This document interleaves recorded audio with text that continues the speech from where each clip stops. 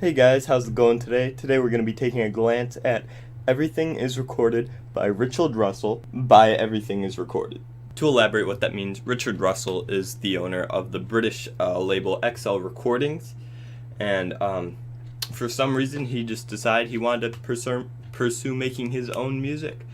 And so essentially, based on little bits I've read, I've kind of pieced this together. This is in no way for verbatim or exactly what I know that is truth, but what it looks like is he would invite friends and artists over, and he'd just record entire studio sessions, never hitting pause, and then he'd go back through it later and just pick out some good stuff that he liked that they were just kind of go off on a tangent and just start spewing. Then 2017, last year, he decided that to come out with his first EP, and this eventually turned into the album that we're listening to today. But there was actually a relatively popular song, not like big, but in terms of like compared to the rest of his music on Spotify, close but not quite. Has around 7-8 million plays, while the rest are somewhere in the 100,000s. And I didn't really know about this artist or Richard Russell at all until a few weeks ago when I saw on Spotify the Bloodshot Red Eyes featuring Infinite, and that song kind of stuck with me, and I was like, made me kind of interested in this project that we're looking at today. And so here we are.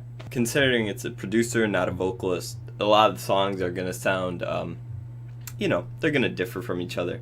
It's kind of a one thing a producer does have, that they have vocals on almost every track, is where a vocalist, or like any vocalist, will have the problem of their voice sounding the same as for producers. As long as they have a different voice, that'll be at least something enough to kind of break it up a lot of the time.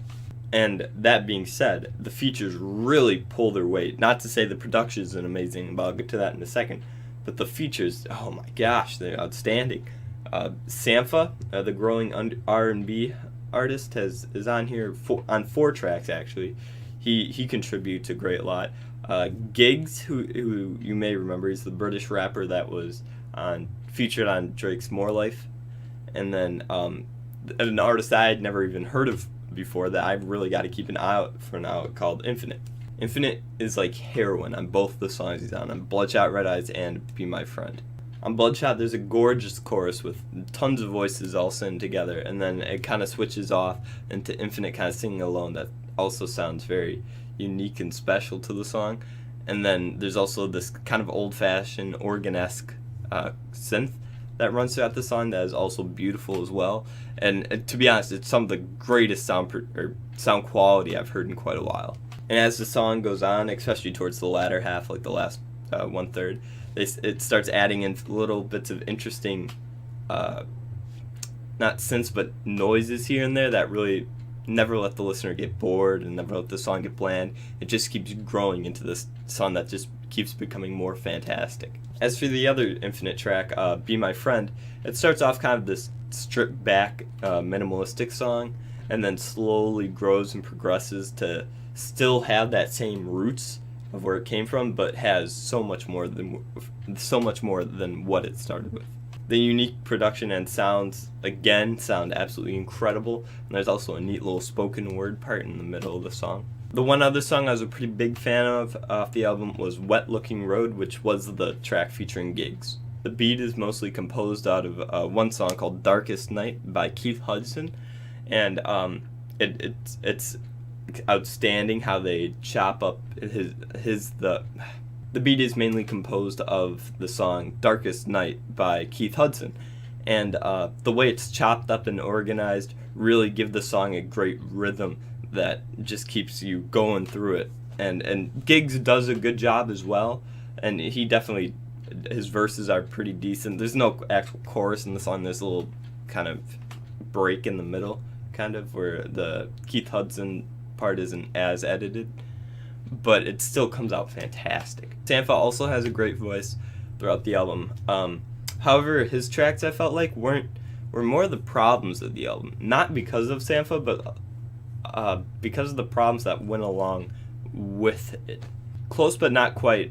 I saw like even though it's the most popular track as of right now, it really doesn't click with me. I feel like there's a lot missing. And I actually saw a comment on Genius when I was looking at the lyrics that pretty much summed up what I was thinking. It reads, "The chorus seems off for some reason," and that's pretty much it. But I that is really true because there's no kind of artist that can really match Sampha and really make the chorus seem more grand than Sampha's verses, then kind of bringing down the rest of the song. And the artist that's used on Close But Not Quite isn't even listed as a feature, and the verse is a little strange and weird anyways and doesn't really mix with Sampha, so it's kind of like, I don't know, it just doesn't really fit well with me. And this is a common theme with all 4 of the tracks that Sampha are on. The disconnect of this idea, although it is very cool to record everything, then go back through and see what you want to use to make a song, is excuse me, is that there's so much material, it's kind of hard to decide what is and what shouldn't, and some might just get skimmed over and not really looked at for a long enough period of time to be like, yeah, maybe that should be in the song. On Show Love, which features Sid and Sampha, this is not really the main problem, or what I was talking about wasn't really just the main problem. It was more of just a lack of interest in the song, and like it's one of the underproduced tracks on the album for sure, but it's a bit more minimalistic, but it really doesn't like show itself anywhere like the other one I was talking about earlier, Be My Friend. It just kind of lacks in a lot of areas. But really, the album comes together beautifully and really complements all the artists that come and go and throughout the album. I'm going to go with the 7 on this since the drawbacks really aren't that bad. I mean, to be honest, if just to kind of give it a rough summary of what's bad, is that Sampha is too good.